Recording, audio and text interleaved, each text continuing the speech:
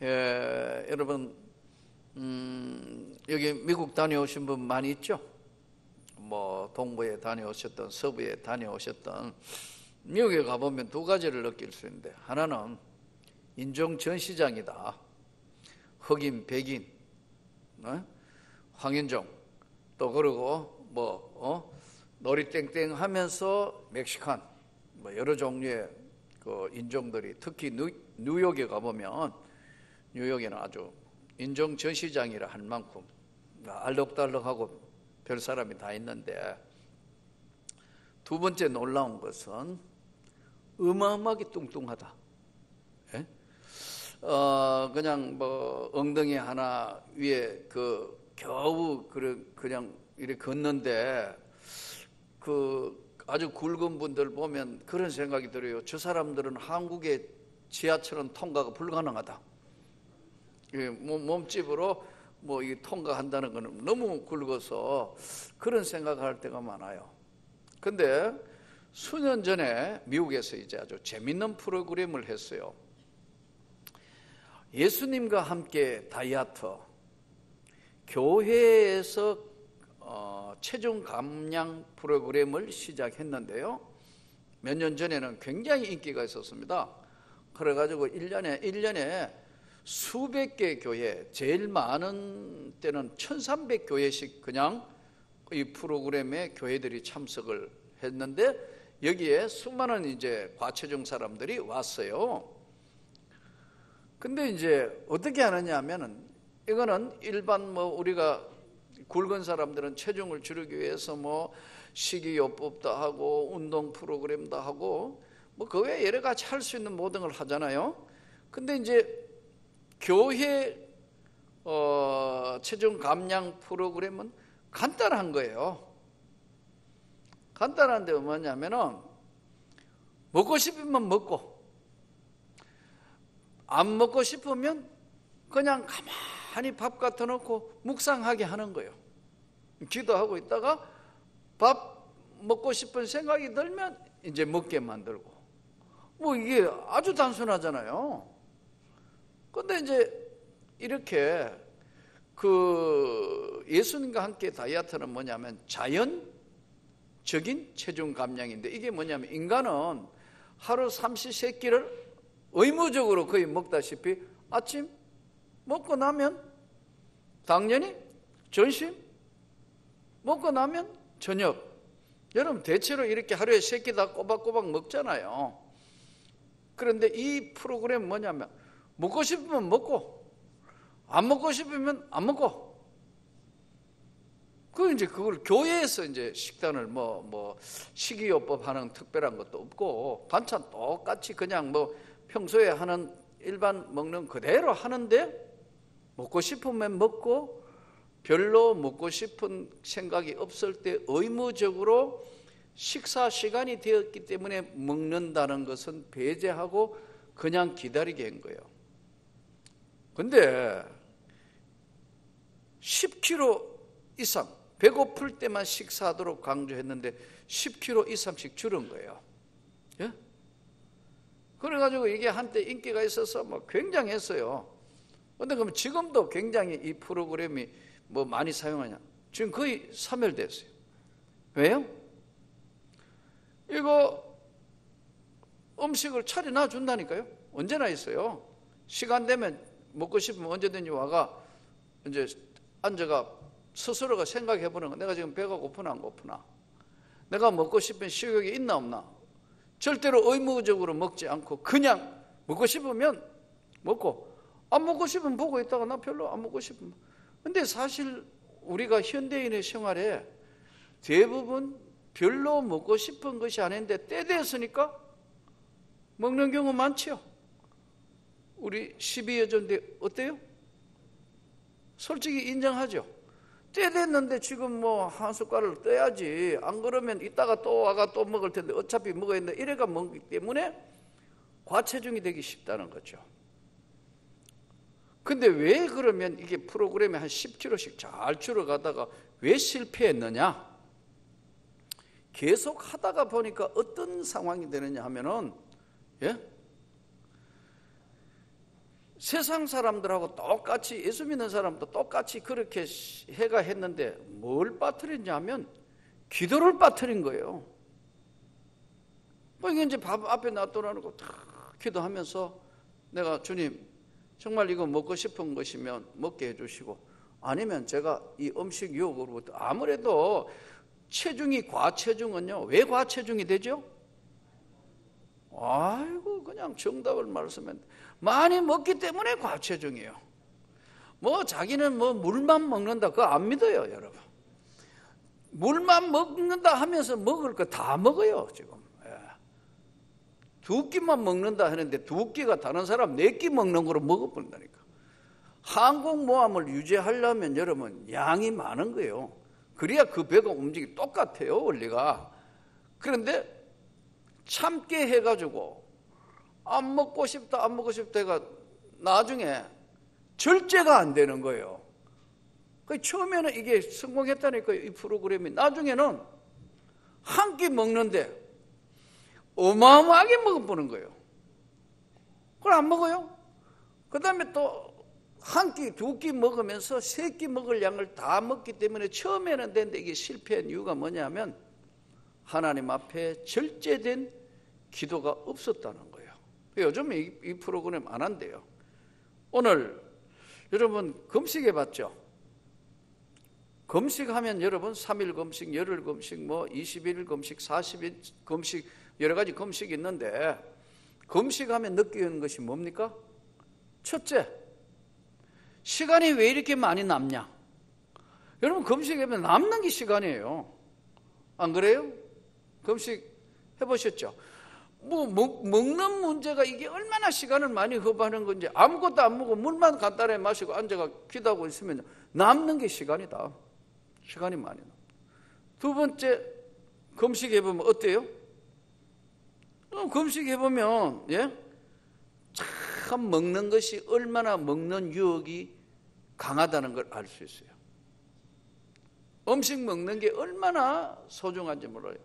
제가 해외 나갈 때마다, 이번에도 인도 이제 교회 이제 헌당 예배 들으러 가면서도 그런 이야기 했어요. 지난번에도 그랬고. 뭐 어차피 우리가 단기 선교를 하러 가가지고 그 살 거 아니면 현지 음식이 적용되는 게 아니라면 음식이 뭐냐? 약이다. 여러분 음식 자체가 약이에요. 사람에게는. 어떤 음식을 먹느냐에 따라 몸이 구성된단 말이죠. 그런데 가장 중요한 것은 금식해보면 음식의 유혹이 굉장히 강하다는 걸 알 수 있고요. 또 하나는 남는 게 시간이에요. 금식해보면 성경은 이렇게 말씀해요. 내가 기뻐하는 금식은 흉악한 결박을 풀어주며, 그러니까 하나님이 기뻐하시는 거, 먹든지 마시든지 하나님의 영광을 위하여 하는 것은 목적이 분명해야 돼요.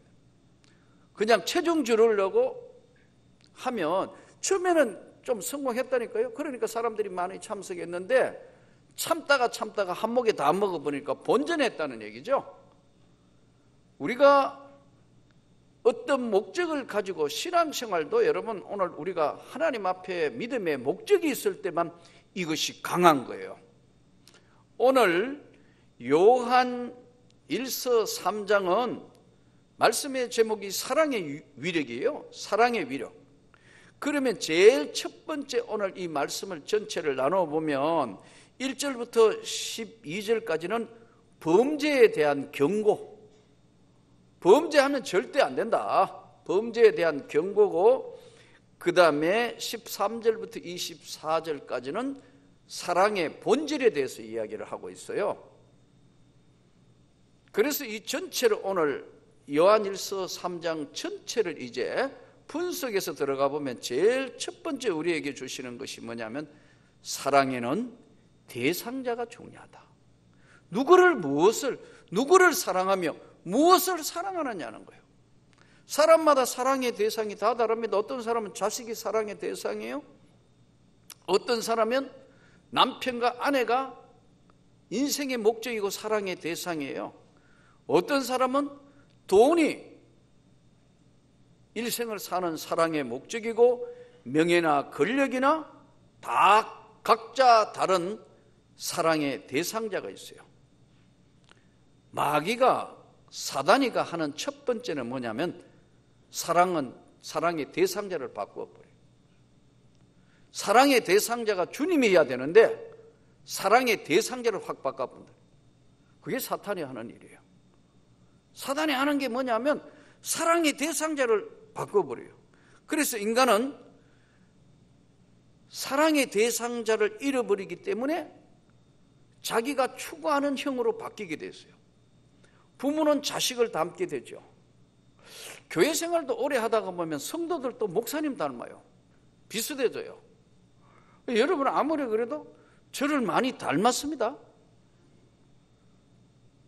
나는 여러분을 닮은 거예요. 기도하는 모습이나 목회자 따라 비슷하다고요. 별로 말이 없는 또 뭐 좀 우울질에 가까운 목회자가 목회하는 교회는요, 쫙 깔아앉아서 비슷하다니까요. 또 어떤 교회는 가면 영적으로 밝고 막 충만하고 그런 교회가 있다면 각자 달라요. 왜냐하면 닮아가기 때문에 그래요. 자식이 부모를 닮아가듯이 닮아가는데 여기 제일 중요한 건 사랑의 대상자를 마귀가 샥 바꿔놔요. 우리의 사랑의 대상은 언제까지나 주님이신 줄로 믿습니다. 이 사랑의 대상자를 이단들은 샥 교조로 바꿔놔요. 그래서요, 주님을 사랑해야 되는데 엉뚱한 걸 사랑하게 해가지고 무너지게 하고 사람을 미혹하게 하는 거예요. 그게 사랑의 대상.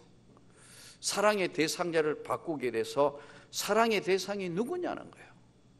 내가 정말 사랑하고 내가 내 일생을 다 바쳐 지키며 그 삶을 던져서 해야 될 사랑의 대상자가 누구냐는 거예요. 그래서 찬송가는 주 예수보다 귀한 것은 없네. 이 세상 어떤 것 다 해도 주 예수보다 귀한 것은 없다. 그 사랑의 고백이 찬송이에요. 여러분, 이 사랑의 대상이 주님이 되시기를 축복합니다. 마귀는 처음부터 범죄한 자이다. 마귀는 처음부터 범죄한 자로 우리를 바로 진리에 서지 못하도록 우리를 미혹해서 사랑의 대상자를 바꾸어 놓는다. 두 번째, 사랑에는 반드시 이 세상에 없는 생명력이 있어요. 사랑에는 이 세상을 바꿀 수 있고 이 세상의 최고의 가치로 세상을 바꾸어 놓을 수 있는 사랑에는 생명력이 있습니다. 지난번에 어떤 TV 프로그램에 농사 짓는 할머니, 할아버지가 아마 깊은 산골 같아요. 근데 이제 평생에 그 동반자처럼 소를 키웠는데 소가 송아지를 낳았어요. 근데 이 송아지가 건강하면 좋은데 비실비실해가 엎어지고 뭐 이래 거기에다가 아주 작은 어린 송아지 때 한쪽 다리를 다친 거예요. 그러니까 짐승인데 걷지도 옳게 못하고 우리를 얘기하면 장애. 그러니까 이제 할아버지, 할머니는 너무 안 되니까 그런데 젖도 제대로 못 먹는 거예요. 그러니까 이게 이제 그냥 다리도 부러지고 그냥 쓰러져 가지고 그냥 그러니까 그 동물의 세계도 신기하더라고요. 그 어미가 그 송아지를 살리기 위해서 혀로 계속 핥고 그런데 이 송아지는 못 깨나고 이제 거의 죽음 직전에 오니까 그 엄마 송아지가 포기하더라고요. 근데 그 할아버지, 할머니는 이 송아지를 포기할 수 없어가지고 방에 데려와가, 추우니까 방에 데려와가지고 다친 그거를 싸매고 담요로 덮어 씌우고 막 이래가지고 그 어미 송아지한테 젖을 짜가지고 그걸 우유 젖병이었다시 빼가 탁 했는데 살아났어요. 이 송아지가 살아나가지고 이제 다리도 약간 절면서도 막 이렇게 움직이는 지장이 없을 정도로 아마 우리를 하면 부러졌다고 어떻게 붙은 것 같아요. 이분들은 아마 제가 보니까 아마 뭐 수의사한테 보이가지고 뭐 그런 것도 잘 못하시고 뭐 시골 산골에 키우니까 그냥 정성을 다해 그걸 했는데 아마 송아지가 이제 이쪽 다리뼈가 어떻게 붙은 것 같아요. 근데 조금 장애가 있는데요. 이 할머니 재밌는 게 먹이를 이제 좀 컸으니까 뭐 벼집도 주고 송아지 그걸 먹이는데 이 송아지는 하루 종일 할매만 따라다니는 거예요. 짤짤짤짤짤. 강아지도 아닌데 송아지가 강아지하고 똑같아요. 짤짤짤 따라요. 그러면서 이제 그 동물의 세계를 붙여주며 보니까 사람이 동물을 사랑해도 그 사랑의 위력이 나타나는 것이구나. 사랑의 그 위력이라는 것은 동물의 세계도 그게 그대로 반영돼요. 그래서 여러분 오늘 이 사랑하면은 예수님 말씀대로 사랑하면 모든 걸 다 이루었다 그랬거든요. 그래서 그 송아지가 세상에 개처럼 막 할머니만 따라다니고 하고 있는 걸 보니까 우습기도 한데 그 송아지 입장에서 볼 때는 자기 생명을 구해준 할머니니까 그렇게 따라다니면서 그거 뭐 그 이야기 쭉 그걸 보여주는 거 보면서 참 많은 생각을 했어요. 여러분 사랑은 오래 참고 사랑은 온유하며 사랑은 모든 것을 견딘다. 사랑해봤죠? 네. 서건사님만 사랑해 보신가요? 여러분 사랑해 보셨죠? 아니 제가 지금 여러분들에게 이야기하는 이 사랑은 우리가 뭐 아내가 남편이 아내 그런 사랑도 있겠지만 그 사랑을 뭐냐면 대상자가 명확하고 내가 사랑을 주는 것이 이게 언제나 유동적이에요. 유동적. 인간 세상의 사랑은요 유동적이에요. 그래서 옛날 어른들이 뭐라 하죠? 10손가락을 물어서 안 아픈 손가락이 없다. 자녀가 여러 명이면 다 이 사랑이 이렇게 나누어지는 거예요. 예를 들어서요 집안에도 자녀가 몇 명 있는데 예를 들어 참 이 자녀 하나가 아주 장애가 있다든가 어려움이 있는 이 아이면은 부모가 어디에 신경을 많이 써요? 이 장애가 있는 아이한테 신경을 많이 쓰게 돼 있어요. 그렇죠? 좀 모자라는 아이한테 굉장히 신경을 많이 써요. 그런데 조심해야 될 게 있어요. 자녀가 2명, 3명 되면 그러면요 몰라 그렇지 이 지금 장애를 입었거나 참 모자라는 이 아이도 중요하지만 이 정상적인 아이한테 최고의 내 사랑을 이 아이를 돌볼 수밖에 없는 걸 그 아이들한테 부모의 사랑이 이런 것이라는 것을 바로 잘 전해야 돼요. 그래야 이 아이들이 동생을 이 아이들이 장애 있는 언니를 이해하고 사랑하고 그 어머니의 심정으로 부모의 심정으로 돌아가면 그 가정은 정상화되는 거예요. 근데 대부분 조심해야 될 게 말이죠. 사랑은 인간의 사랑은 이렇게 나눠지는 거거든요. 그래서 자녀 사랑은 무슨 사랑? 그랬죠? 내리사랑이라고. 자꾸 내려가면서 사랑이 더한다. 그러니까 제가 생각해도 어린 시절에 나는 6째니까 밑에 막내니까 사랑하고 큰형이니까 사랑하고 뭐 중간 태기는 없는 줄 알았어요. 근데 아니 뭐 거기다가 뭐 다른 사람들 막 친구들이나 뭐 후배들 보니까 군대 가는데 어머니가 울고 뭐 묻들고 가는데 우리 집에는 화장실 다니는 것보다 더 간단해. 갔다 와 뭐 너 형들 다 갔다 왔으니까. 그러니까 이게 못내. 이 아쉬운 거예요. 그런데 한 번은 저는 잘 안 아파요. 근데 1년에 좀 제 같은 경우는 참 특이하게 1년에 이렇게 사이클이 있는데, 여러분도 한번 가만히 오늘 말씀을 들으면 한번 생각해 보세요. 여러분 어느 달에 가장 몸이 건강하고 어느 달에 몸이 잘 아프던 달이 있는가 1년에 한번 꼽아보세요. 제 경우는 내가 생일이 2월 달, 음력으로는 1월 15일 정월 대보름이잖아요. 그러니까 뭐 윷놀이도 하고 이자뿔 수도 없잖아요. 예. 목사님 생일 며칠인지 다 알잖아요. 윷놀이 하는 날이 생일이니까 정월 대보름. 그런데